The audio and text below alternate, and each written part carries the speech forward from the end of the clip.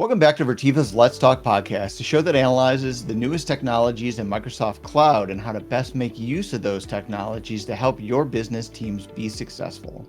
It's episode 21. My name is Scott Ledwan, and we've got Chris back on the show for a fun one this week as we're talking about the recent announcements that happened back in May around AI Copilot powered PCs, a new Teams Copilot that was announced at Microsoft Build, and the preview of Microsoft Places, the app that was, never was, and finally is.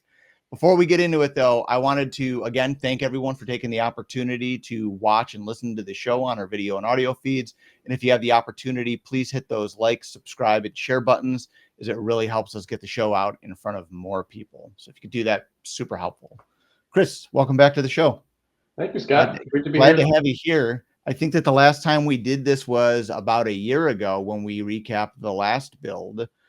But yeah, I think we're going to be talking a little bit less about build today and probably more about the day before build, right? So that was the kind of the big announcement day for Windows. And I don't know, I kind of go back and forth on how exciting this stuff actually is. And we're going to spend a good amount of time talking about the recall feature, I feel like, because I have my own thoughts on that, and I'm sure that you do as well.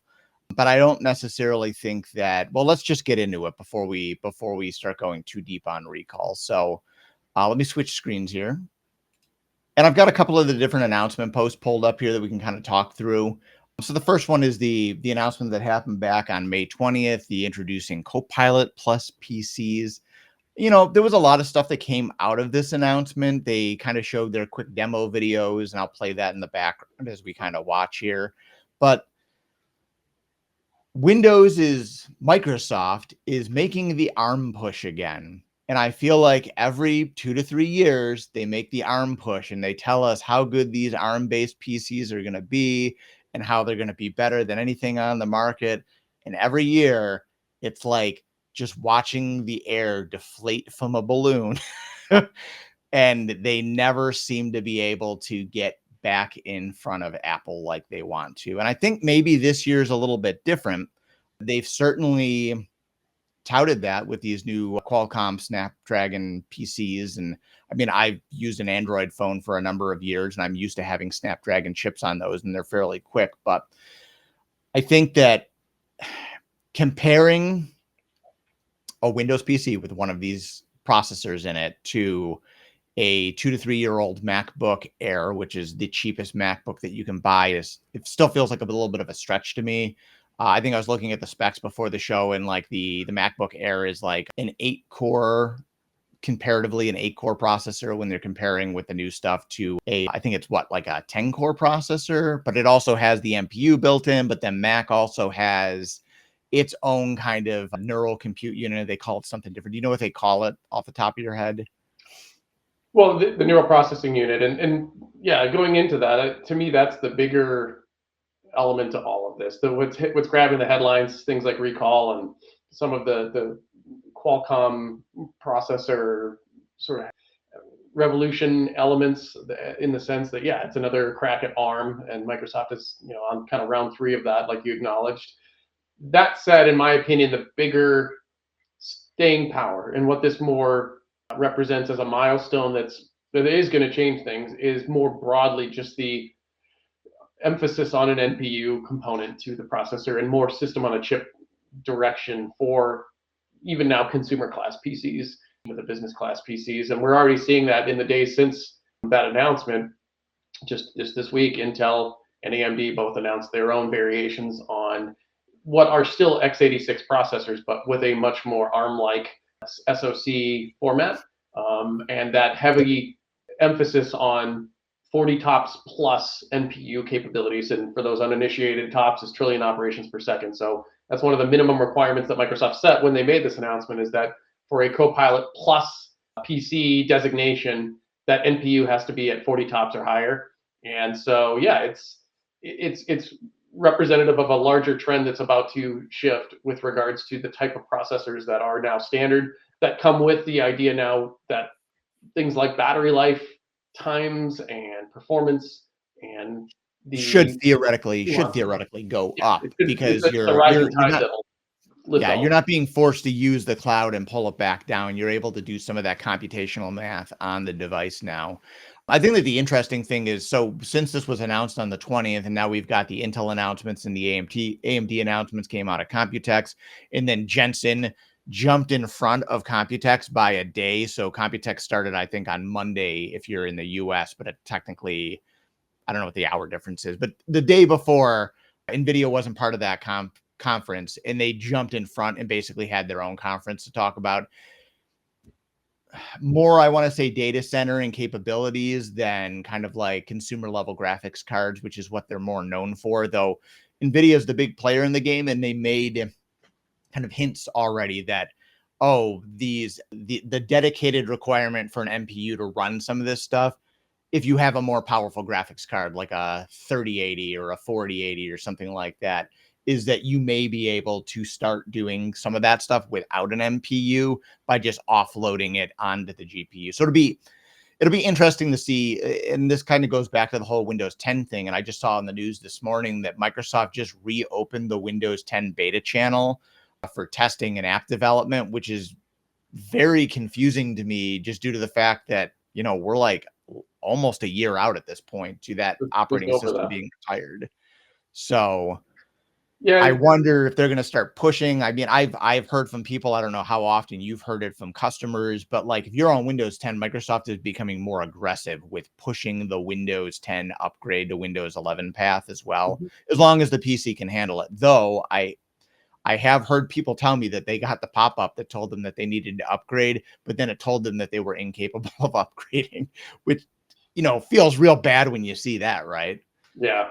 No, it's actually probably building up to a larger hardware refresh cycle for everyone. Where yes, the 10 to 11 jump with the TPM 2.0 requirement and a few other elements, and having an eighth gen and newer Intel processor was one sort of seismic element. But beyond that, now with this NPU aspect and the the heavier approach to AI that Microsoft and frankly, I think Apple is about to announce that they're going to take as well, means that we're probably crossing the Rubicon on a new era where, hey, if you have something 5 years ago, there's not the same lifespan anymore because of the fact that if you want to take advantage of where all of these operating systems are heading to be much more AI oriented, you're going to need a newer processor that has that NPU capability. And so anything pre now will Yep. be a limiting factor in everyone's usage of things like Windows and probably Mac OS as well. Now that won't happen overnight, but it's likely over the next few years going to be a larger transition at a broader level that will make the PC hardware manufacturers very happy probably as they produce and sell a lot more of those AI ready PCs. But Yep. it's going to shift a lot of things and just that amazing shock that we've seen over the last year and a half, let's call it, of just the entire industry shifting heavily towards AI as the centerpiece of everything is just fascinating, Yeah. and especially I how mean, fast it's all happening. it's the new big buzzword. So a few years back it was metaverse, and before that it was cloud computing. Is every few years the industry starts to shift a little bit. And we were talking at the beginning of the show about the MPU. So Apple's terminology for it is the neural engine, or the neural compute unit for them. And they've had that for, I think, 3.5 to 4 years now. I think it was introduced on the M1 chip. So I believe so. again, like, Microsoft is, in Qualcomm, rather, I should say, is jumping into this because they see that there's an opportunity, especially with these Copilot powered PCs. And we'll talk about that a little bit more here in a sec. But what I'm waiting for is I want to see what the actual benchmarks are. And I think the most consumers is they're not consumers, but commercial users, businesses, they're not going to really care too much about this. You're already on a hardware refresh cycle. You're not going to be going out of your way to buy this stuff. But if you're a smaller, more nimble company and you're basically just telling people, hey, it's bring your own device, go out, buy your thing, we'll reimburse you up to a percentage or the full thing, and then we'll get it connected to Intune or whatever our MDM system is there are things to be aware of on here. So yes, the computer is going to have better local video playback and it's going to do AI on the device.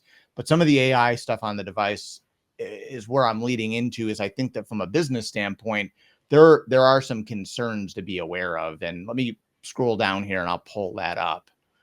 And we can talk a little bit about the new recall feature, which unless you've been living under a rock for a couple of weeks, you have probably heard something about the recall feature. So recall is the big push for Copilot Plus PCs. It was a very short 6-second video that I just played for our YouTube watchers. Recall is a new feature that's being added to these Copilot Plus PCs, which when they announced it, they said that it was, it'll only be available on these ARM-based chips. That's not, at the time, I guess it was true, but the reality is any new PCs going forward that have NPUs on them, you'll be able to do that here. Also, somebody already cracked the code on this, and anyone with an ARM-based PC that didn't have an NPU could actually get this running. So that's how some of the security and privacy testers out there have already started pulling it apart. So let's talk about what the feature does real quick, and then we'll talk about the overall concern. So the feature itself lets you basically, recall is running in the background. By the way, it is an opt-out feature when you boot one of these PCs up, and they actually make it a little bit difficult to actually go in and turn it off. Is there's a checkbox that reminds you to go to the settings after you do the initial out-of-box experience, and then you have to go into the settings and turn it off. But what this feature does is it basically, anything that you're doing on the PC, if you were looking at a website on a Monday and then Saturday afternoon, you're like, oh, well, where were those sneakers I was looking at? Or like, I remember the color and I kind of remember the name, but not exactly. Copilot will be able to find that on your PC. And I think that at surface level, that's super cool, right, Chris? Like being able to look up something that you were already looking at, but you couldn't completely remember it. Like it's almost like kind of like an enhanced level of like browser history, but you can do it across the entire PC. So it doesn't necessarily need to be an Edge. It could be in an Adobe app. It could be in Final Cut. It could be, well, not Final Cut. That's a bad example because that's a Mac thing. But like, yeah, it won't be that, but it could be like in a video game. Like they showed it off kind of like someone like, not the recall feature specifically, but the NPU, like them walking around Minecraft and like the PC being able to interact with that and tell you exactly what you were seeing on the screen. So like there's a lot of capabilities on that, but recall specifically just it captures everything that you're doing so that it has a photographic memory of what it saw, and then it can help you find it. Super cool, right? But then it comes down to, well, how is it doing that? And the way that it's doing that is every few seconds, your PC is taking a screenshot and it's storing it into a location that Copilot has access to, and then it's doing OCR recognition on it essentially to show you all the text on the screen to help you kind of find what you're looking for. So like if you were describing an image, I don't think that it's going to be able to find that as easily as it would be if there was words surrounding it. So well, we'll see. Yeah. In theory, it's supposed to be effective at detecting the image. You've seen with the paint promos is that you can tell it like, hey, I drew this picture. This is what I want it to look like. And then it can morph the colors of the picture. So yeah, it may be able to do more over time. But what's got kind of the security researchers and the privacy folks kind of up in arms is, so I've mentioned that it's taking screenshots and then doing optical character recognition on those screenshots. This is all subject to change. We're recording this at the beginning of June 2024. Is all these screenshots are being stored, or the optical character recognition data is being stored as well in your app data on the machine. And it's all being stored in basically a freeform text document with no encryption. So while yes, it is on the PC where Microsoft is like, oh, it's safe. It's on the PC. We're not sending any of this to the cloud. If somebody gets in the middle or someone designs a piece of malware to lift that off your PC, you're now potentially talking about credit card numbers, social security numbers, if you're a business, HIPAA or privacy data, all that stuff being just readily available to be exfiltrated. And I mean, I think that we're talking about the worst case scenario, but my overall recommendation for a business at this point, and again, is I don't think that you're going to see too many people buying these immediately in that space, but you should turn it off until there's more developments in this space. There's so much, there's more risk, I feel like, than there's reward. Yes, it makes the user's job easier to be able to go back and find stuff, but it's frightening the amount of information that could be exfiltrated. And I was listening to a good podcast on The Verge last week on this, and they were talking about this. And it's not like this information doesn't already exist on the PC. It's not like it's already being captured in one way, shape, or form. It's just now it is easier to get to. And we were talking about this in one of our Copilot crash courses about what happens if you have a user with Copilot that has more access than they should. You're not enforcing just enough access permissions.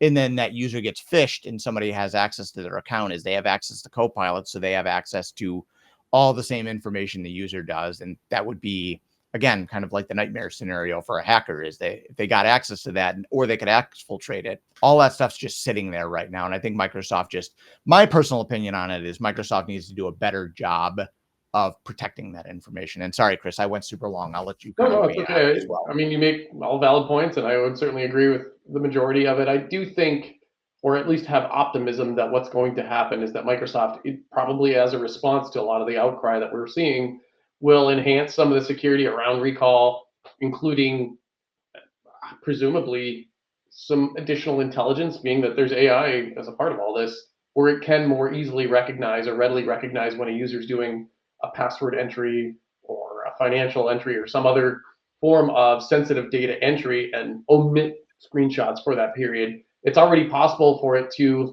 omit DRM'd content, things like that. So presumably they could extend schematically that out to And also be I should add on too, because I didn't cover it, is that so you do have the ability to go into your settings and say, I don't want it to look at this app. I don't want it to look at this app. So you can tell it that no, don't ever look at these things. yeah, but But app by again, app, that's you're relying on your users to do that in a lot of right. cases. Because I don't think that the policy, even through PowerShell right now, is strong enough to enable Right. that And yet. that's the kind of stuff I think they'll enhance is more ability for a universal setting around that, not app by app solely, but actually saying universally, hey, the fact that it uses OCR, maybe it looks for or could look for anything where it sees on the screen password. Okay, then I'm turning myself off because that word showed up on the screen.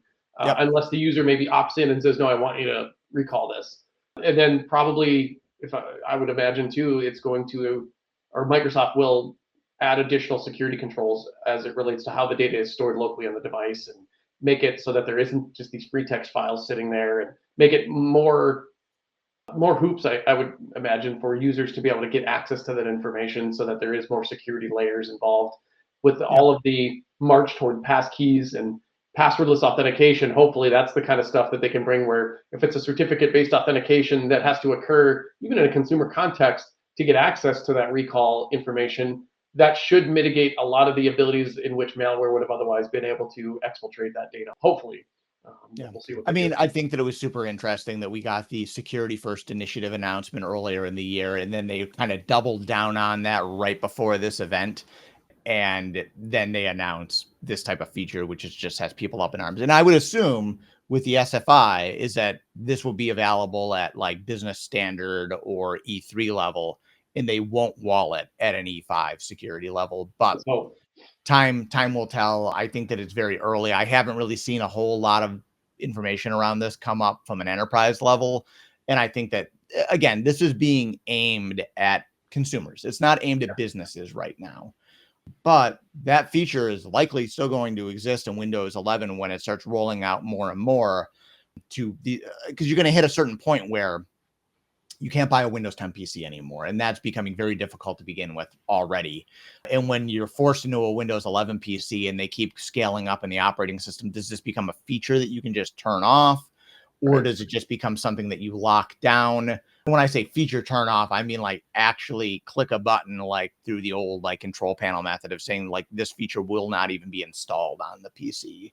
I mean, as time develops, we'll learn more. Another piece that I wanted to talk about on the AI stuff that they announced too is so we've been talking a lot about live captions, and they've been starting to move this over to like iPhones and Android phones over the past couple of years, where just you're watching a YouTube video and it'll auto translate. And they've been starting to add a little bit more and more to like Macs and some PC stuff. But there's always been like this nasty lag in between because it hears it and then it has to go to the cloud and bring it back down. So there's like an extra like few seconds of latency with the onboard MPUs should be able to translate captions actually live. So there'll probably be like a millisecond or so of delay, but this will be a neat thing. We've already seen some of that stuff with Teams Premium and some of the Copilot features that have come out for Teams. But again, that processing is still happening in the cloud because, your meeting is happening in the cloud. But for like Teams room devices, like if you're sitting in an actual room with people and you have an AI powered PC, I would expect that you'll get quicker translations for the people that are actually present in the conference room, which will be nice. Well, not only that, but presumably they'll enable it so that there can be some more local AI processing by virtue of that NPU as well. So it doesn't have to offload all of that processing into the cloud in all Yep. circumstances. And that'll be some advantages. One other thing that also got announced, and I think that this one got glossed over by a lot of people. So about a week before this event, OpenAI had their own event talking about ChatGPT 4.0. And there was the whole controversy around like, oh, they use Scarlett Johansson's voice, which I'm sure that everyone really drilled in on. So if you've ever seen the Spike Jonze movie, Her, Scarlett Johansson is the voice of an AI assistant in that movie. And don't worry, it doesn't go rogue and blow up the planet or anything like that. But the voice that ChatGPT used was very similar. Sam Altman posted a Twitter or an X message that just said her like hours before the event, which kind of implied that he knew exactly what he was doing. But then it came out after the fact that they had conversations about using Scarlett Johansson's voice and getting her to sign off on it. And she said, no, I don't want you to use it. And then a couple of days before the event, they called her again and they asked her, and she said, no, we've had this conversation. I'm not interested. Yeah. And then the tweet comes out, the event comes out, the AI sounds very much like her. And then OpenAI's reaction is, well, rather than stick to our guns and say that, hey, it's not Scarlett Johansson and leave the voice up there available in ChatGPT, they just yanked it, which makes me think that, they may have done something outside of bounds here. The other voices, and this voice, just as a quick clarification for the listeners too, is that voice was out there for over a year, I think. Just they really didn't spotlight it, so nobody really paid attention to it. But then when you put a big YouTube video out there and it hits all the news and media outlets, is suddenly it's a big thing. And then we saw the voice got yanked. But for one, I kind of hope that it comes back, not because I need Scarlett Johansson talking to me on my phone, but more because, it had more of a personality, I feel like, than the other voices that they have. And I think that will make, and we're going to talk about WWDC coming up here in a second. I think that's going to, it's going, the real expansion of AI for me is going to be when you can get it on a device like a phone that millions and millions of people have out there today that can start playing with it. Because I don't know, Chris, outside of like your tech bro friends or work friends, you bring up the words AI to them is probably very similar to me. Like I talk to people on my street about like what I do and how I'm very focused on like Copilot and AI right now. And they're like, what do you do with that? To a certain And degree, it's, yeah. There's it depends on sometimes what career they're in. Like some of my friends that are in the education sector, let's call it, or in teachers and those types of things, they're facing various challenges around AI. So they're a little more well versed in it because they have to be in light of student usage of AI and how it's being carried out in a way that can sometimes create challenges for the education side of things. And so yeah. it's very very mixed understandings that I tend to encounter, and I everyone's I got feel like strong. I feel like generationally, the older you are, maybe the more exposed you are to it from a business setting and maybe even a personal setting. But I was reading a study that said something like Gen Z, who is the youngest generation or one of the younger generations right now, they're barely using any of these ChatGPT or OpenAI tools and stuff like that. Though I would arguably say that there's probably AI built into like Facebook filters and Instagram and Snapchat and stuff like that they're using. But from a generative perspective, it doesn't sound like they're really interacting with it as much. My neighbor's kid, who is in his early 20s or late teens and just started going to college, is going for cybersecurity. I haven't had a chance to pick his brain on it yet, but I wonder how much that's playing into the curriculum right now, especially with like from a cybersecurity perspective is you would expect that from what we've seen with Security Copilot or Copilot for Security. Sorry, they rename everything every 3 months now. I wonder how much in the curriculum generative AI is now at the teaching level. And I'd be interested to see because it seems like one of the biggest applications of it is going to be on cyber incident hunting and stuff like that, right? Is it should help you get the answers faster, help spread information quicker. And the flip side of that, probably also help hackers write malicious code faster.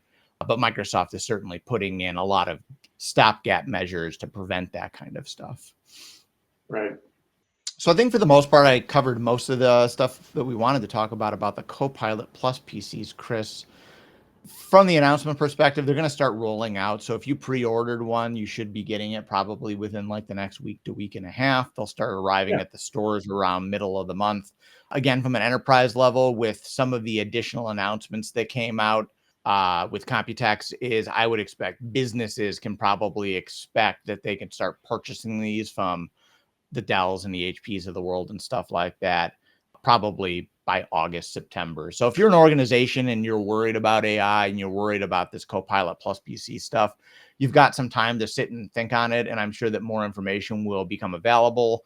And likely more things will get plugged into Microsoft Purview if that's your tool that you're using right now to manage security on your devices over the next few months. But again, my overall recommendation is just, really keep a focused eyeball on this stuff, especially recall, and just let's see how it plays out over the next few months before we make incredible snap judgments on, yes, it's completely bad or it's going to change the lives of everyone. Because I think that I come down on a little bit harsh from the privacy and security perspective, but I think that at a consumer level, it's awesome. I think it's going to save people a lot of time, and it's going to be a really new, cool feature for a Windows PC over something like a Mac. But we were alluding to WWDC coming out next week, and this is where Apple's going to make all their announcement on all their OS changes. So they'll talk about Mac OS, and then they'll talk about iOS. And I think that the big announcements are going to be, yes, Apple is finally going to lean more in on the AI side, which they haven't really been doing as much as the others so far, really haven't even announced anything. So I think this is going to be their big announcement window. And they've got to announce something big because kind of the face goggles, what are that called? Vision Pro or something like that. That kind of just fell on its face for them, unfortunately. I have heard that the people that like it really, really like it. But the people that just are the typical Apple enthusiasts that go out and stand in line and buy every new iPhone were not happy, and a lot of those devices got returned. But there was also the significance, and I don't think that this was officially announced yet, but the rumor is that Apple has inked a deal with OpenAI to use OpenAI's ChatGPT for on-device AI. But it sounds like there may also be some cloud-based AI, which kind of goes against Apple's, principles of like everything stays on the iPhone. So I wonder how they're going to talk around that. And then there was also conversation pieces around ChatGPT would power Siri, which Siri in the realm of personal assistance, I think, falls short behind Amazon Alexa. I think Google is typically like the top tier one right now, although arguably from what I've been hearing is that's been getting worse over the last couple of years. So I think that this is Apple's opportunity, and we're a very Microsoft focused show, but I think it's Apple's opportunity to, put their foot in the ring and see what they can do. And I'm excited to see what they do. I think Microsoft is also very excited to see what they do because, again, it was also rumored that Microsoft was not very happy that OpenAI inked a deal with Apple, but again, all of this is just speculation until we hear more on I think it's the 10th next week. Yeah. Yeah.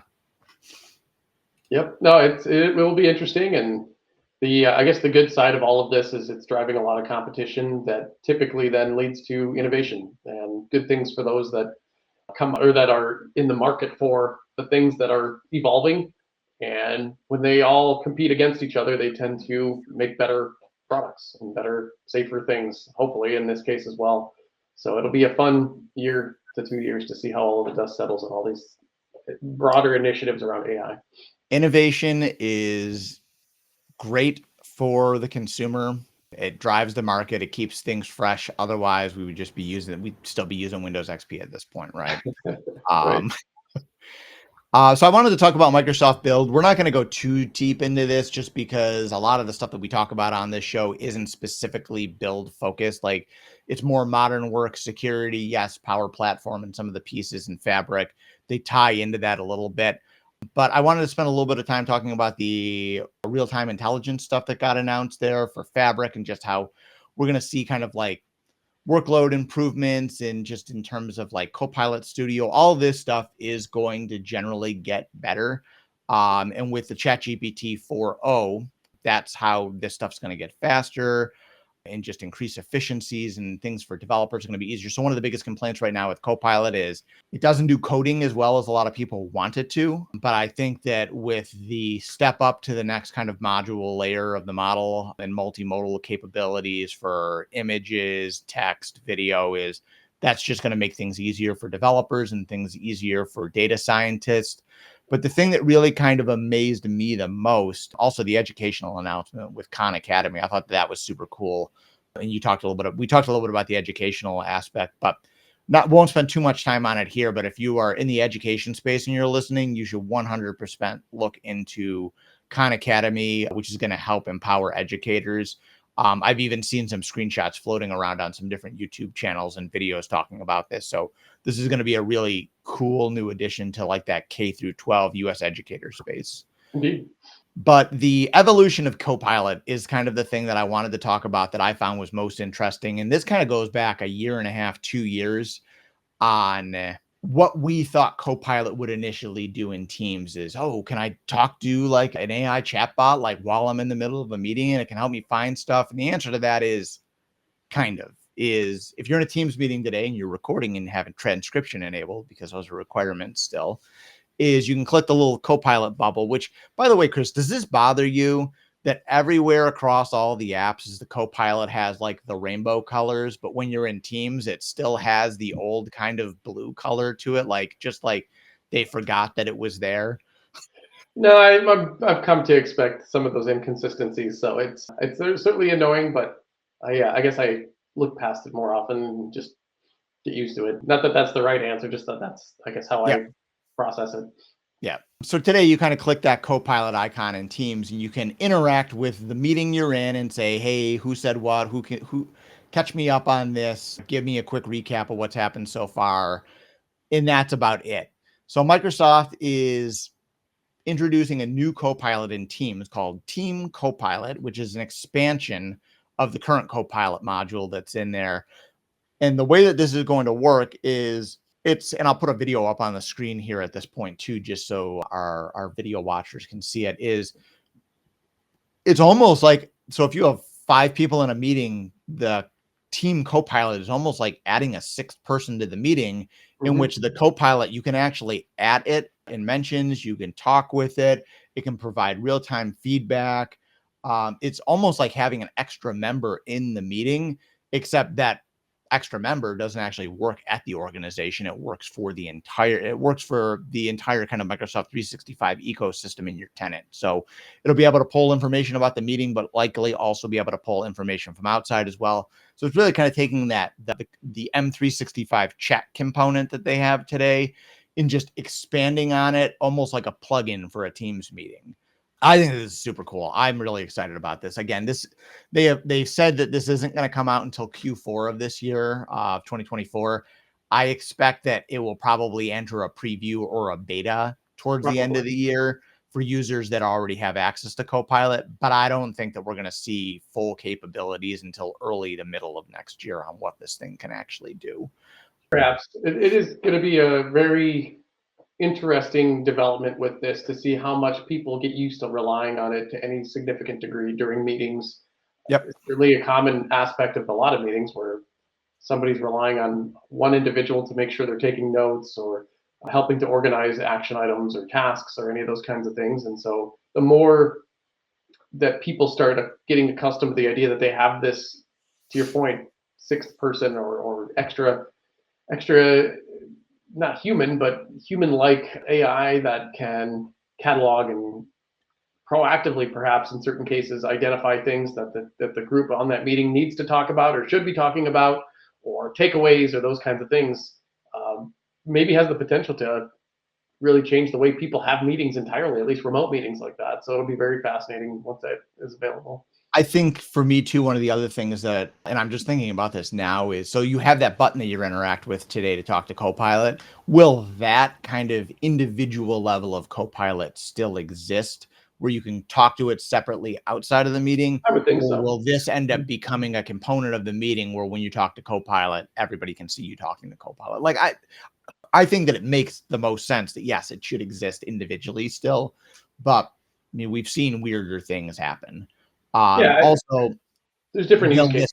this I was gonna say also, will this cost something additional on top of the Well, I'm sure it will. normal Copilot license? Because this definitely is taking it to the next level. Like we've seen too with we're gonna talk about Places here in a sec, but Places is going to end up costing a Teams premium license as they look for ways to add value to or justify a Teams premium license, because most of the features that I feel like people are using in Teams premium is the meeting recap features, though you do have the ability to use the webinar features and some of the additional kind of like branding items and pieces like that. But how much of this is going to fold under Copilot eventually and how much of it is going to be its own license, that'll be the thing worth talking about as we get a little bit further into the year and into next. Mhm. All right. So last thing that I wanted to talk about, and we're not going to spend a whole lot of time on this, is Microsoft Places. So Places was announced, what, 2 years ago at Ignite, I feel like, when we were kind of Something like still that. like in the throes of COVID. And when it was originally kind of conceptualized, is it was, oh, we've got people working hybrid, we've got people working in the office, we need to know people, where are they working, what are they doing, who's coming in. We just want it to be a more kind of like cohesive, collaborative environment for everyone. So we're going to put out there our own kind of, Microsoft is going to put out there their own spin on kind of like those workforce optimization things. And there's a lot of other one of these out there already today that arguably you could say does it better than Places is right now. But Places is very early. It seems like Microsoft's going to build on this, but just announced about a week and a half ago, Microsoft Places went into preview. And essentially what Places is meant to do, and I'll play this video here while we're talking, is really, it lets you interact. You can interact with it through Teams. You'll be able to interact with it through Outlook. It's going to kind of give you visibility into who's working remotely, who's working in the office. You can stack your conference rooms into it, almost like kind of an extension of the room finder today. And I think that almost long term, it sounds like this will become more and more of that room finder. But it'll give you the availability to see what conference rooms are available for the size of meeting that you're looking for. They've got some new things that I haven't actually seen them live yet, but they're planning on integrating in like building maps so that you can actually see what conference rooms are close to you. And then the vicinity of like, hey, this is my location inside the building. How close am I to these rooms? And it's, it's a neat thing. And again, it's something that I feel like things like Crestron have already been doing for years now. And there's definitely Mhm. other ones out there. Talking with another one of our clients about what they use, and they like it to a degree, but it doesn't integrate super well with their other applications. I think what Microsoft is trying to do here is be hey, everything in Places is going to talk to Microsoft 365. It's going to talk to your Entra identities. It's going to talk to your Exchange mailboxes. They have a grand vision here, but I think again, with a lot of Microsoft's kind of grand visions, is it takes time for them to get to that. Chris, what are your thoughts on it? Yeah, personally, I think it's more of a larger company tool. I think that in reality is while it'll be accessible to anyone or any company with Teams premium licensing, the more practical use case scenarios that it applies to are companies that have a larger footprint from a physical office space perspective, or have multiple locations, particularly multiple locations in which people are fluidly going back and forth amongst them and need more of the certainty that where they're going is going to be able to accommodate their needs from a desk or a meeting room perspective. So Yep. it'll be a handy tool. I do think it's got value in being so natively integrated, as you suggested, to the Microsoft stack that they're already living in, especially the Teams context and Outlook.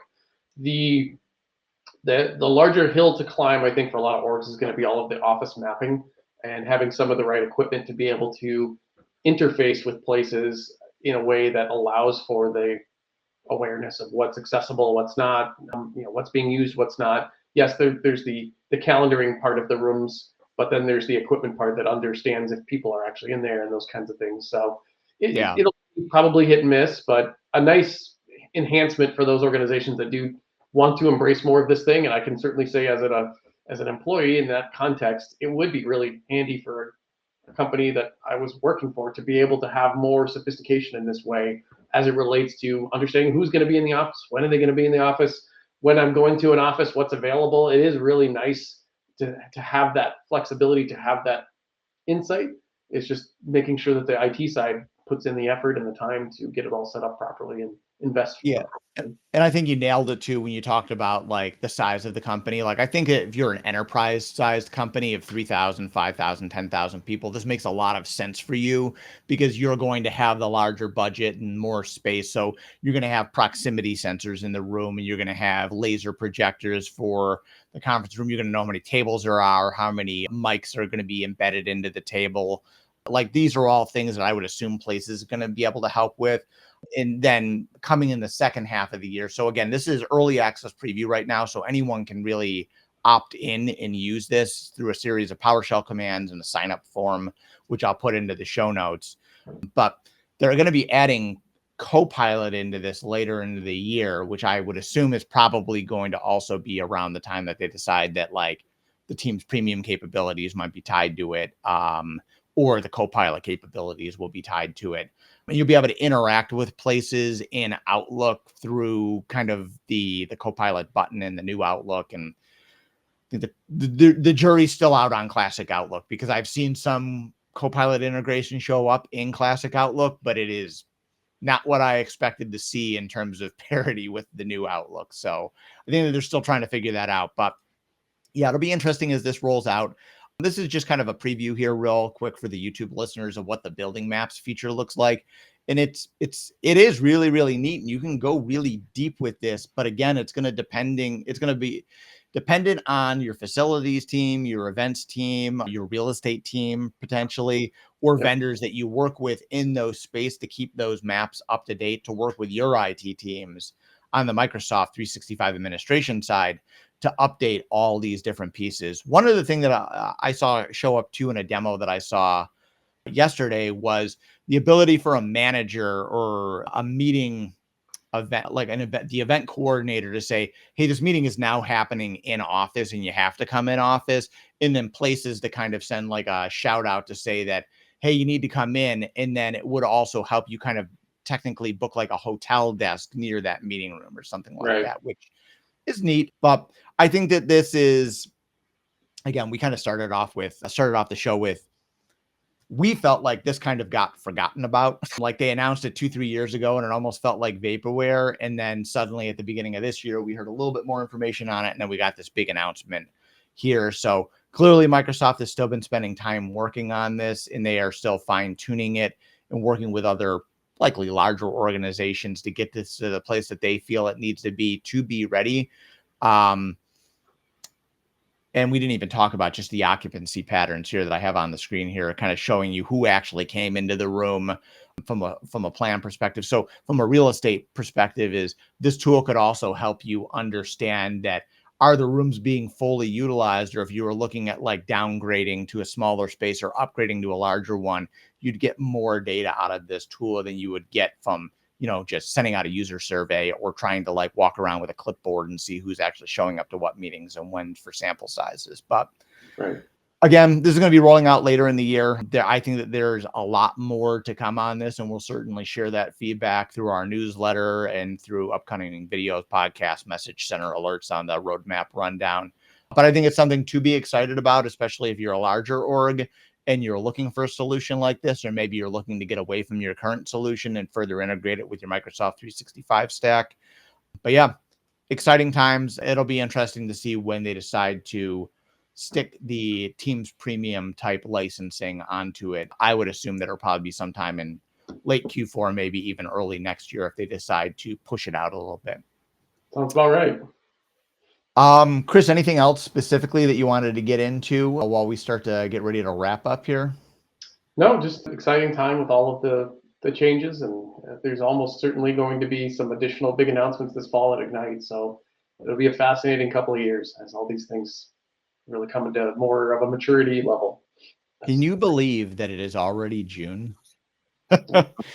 This year is moving fast, and I felt last year moved fast with all the Copilot stuff that got announced starting in February. But yeah, it's crazy that we're already halfway through the year. Just again, kind of an update for our listeners on where we're at with kind of the differences on podcasts on the channel is we are planning on trying to stick to the 3 to 4 times a month roadmap rundowns to break down message center announcements. And we're also planning to try and do at least one of these let's talk longer format shows in here to just kind of talk about news announcements, stuff that we're excited about, and do demos on products. The next episode of this show will likely probably end up taking place sometime in July. I'm very hopeful that the team's avatar update for photos and wardrobe and all that stuff will be coming sooner than later. I've been keeping an eye out on it, but it hasn't popped through quite yet. And I'm sure that there'll be some other stuff that Holly and I will play with in the next episode. Just kind of taking us out though, if your organization is interested in Microsoft 365 or they're already using it and you need help implementing or managing any of those many complicated services, you can contact Virteva by emailing us at letstalk@virteva.com or by visiting our website at www.virteva.com. Chris, once again, thank you for taking the time to be here. I know you are a very busy man with all the stuff that's been going on, not only in AI, but all the different stuff that we help out with. So thanks again for being here. And for our listeners, thank you. If you made it to the end of the show, we'd really appreciate it if you could take a second to hit those like and subscribe and share buttons. And we'll see you next time. Take it easy, y'all. Bye. Take care.